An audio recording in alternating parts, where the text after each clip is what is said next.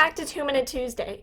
For this video, we are with Robert, Scott, and Chuck as we do a pre-construction walkthrough through one of our water jobs that had recently come in. So this had affected their basement area. As you can see, all the carpet has already been ripped up. Some of the drywall is even missing over there in the back, and then all of the carpet is ripped off all the stairs. It was a very bad water loss that had actually come through about 7 different condos. So we are just going to be walking through each one of those condos and checking out what kind of damage each one has had. We do this with every job. We do a pre-construction walk to just assess the damage and go over the estimate with the customer and then also our production managers.